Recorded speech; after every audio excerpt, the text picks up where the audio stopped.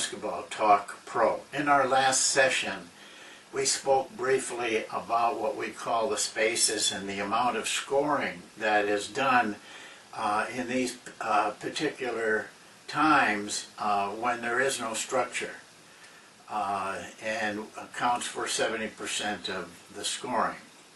Well, I'd like to look at that a little bit deeper today.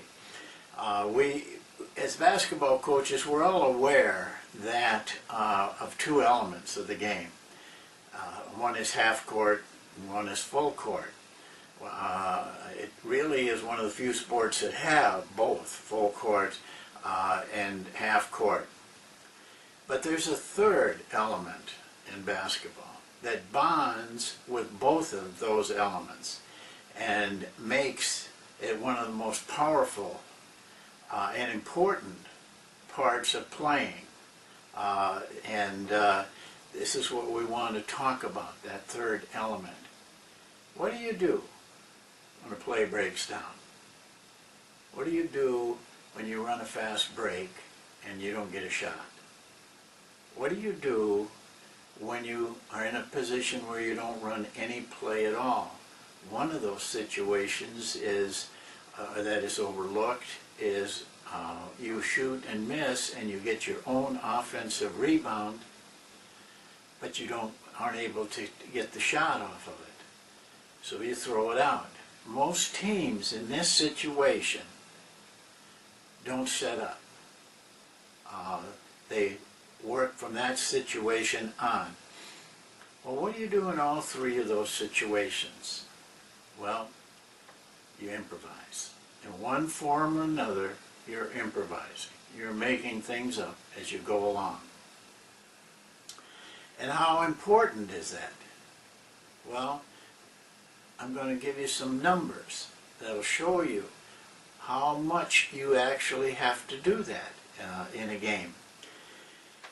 I use NBA statistics here, numbers, because it's just a little easier to get those numbers. But they apply to any sport. I coached in college. They apply the same way there. In an NBA game, on average, the offensive team will run 54 plays of some kind.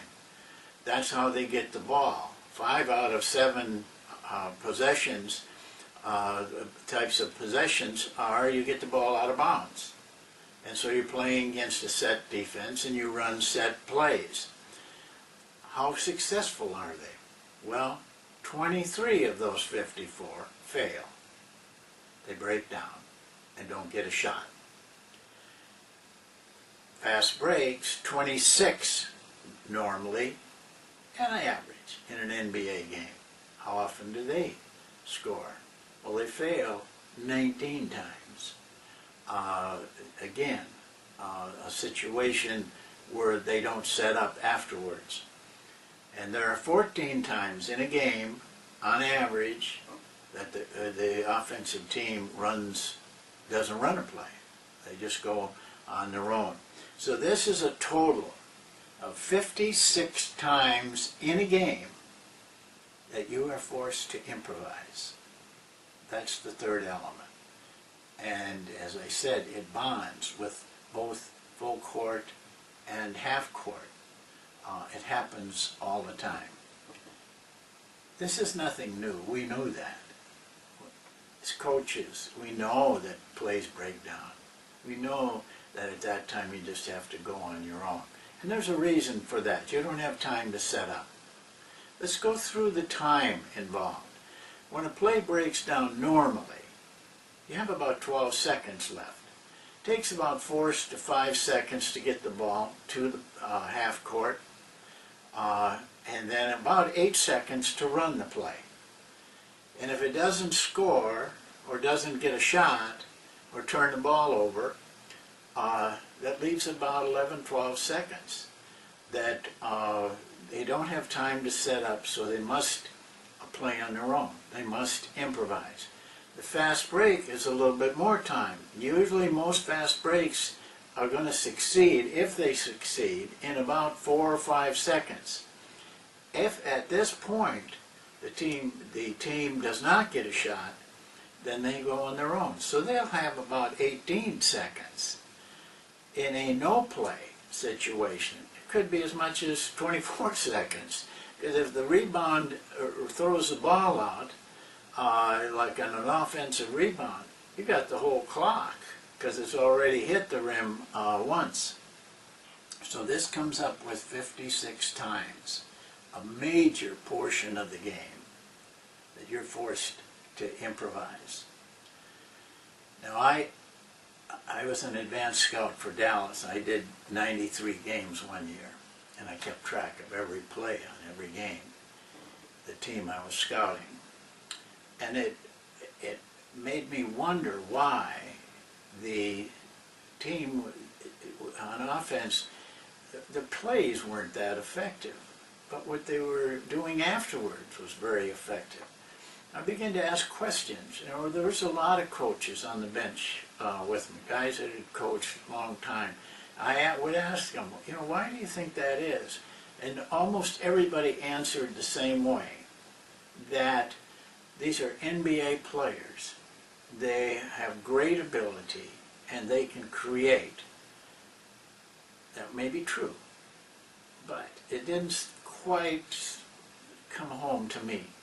Because if they were so talented and ability to do these things, why couldn't they do them in the plays? And certainly the defense was the same type of players. They're NBA players also that are well trained. And I remember the day that it came to me. I was watching San Antonio, and I had just finished talking to a coach about this, and I wasn't satisfied with that answer. And it just popped into my head. It's the defense that's weak. Not that the offense's players are that much better, but the defense is weak. And I pondered on that for some time, and then I realized what I was talking about. The defense was weaker at this point, because they were not set. They were what I call scrambled. They were in a situation of scramble, trying, probably didn't know where their man was. They probably had no idea what the offense was going to do, because the offense didn't know, so they were unpredictable. They caught them in a scramble situation. Almost all of these breakdowns the defense is not set afterwards. So this, I think the principle of scramble is very important in improvisation. Now, how come there's so much time? There's two questions about that, but one of the things that has struck me is how it's ignored. No one pays any attention to it because it's so small a time. They watch the play breakdown. I don't know hardly anybody who pays attention to those periods of time, but they accumulate. It's the power of accumulation. In the book about the third element, I give this example. One of the greatest embezzling schemes of all time was simply a man working in a brick factory who every day put a brick in his lunch pail and took it home with him. Well, he worked there almost 30 years. And at that time, when he retired, he had an enormous amount of bricks that were worth a lot of money. But no one paid any attention. I don't even think if they knew he was doing it, they would care. What's a brick in a brick factory? Well, we're kind of in the same spot. What's a breakdown in all of the game that we, 48 minutes? It's something that just goes unnoticed. But in my opinion, this is a powerful part of coaching if we take advantage of it. And this power of accumulation, before I leave, I want to point it out in another way that affects coaching.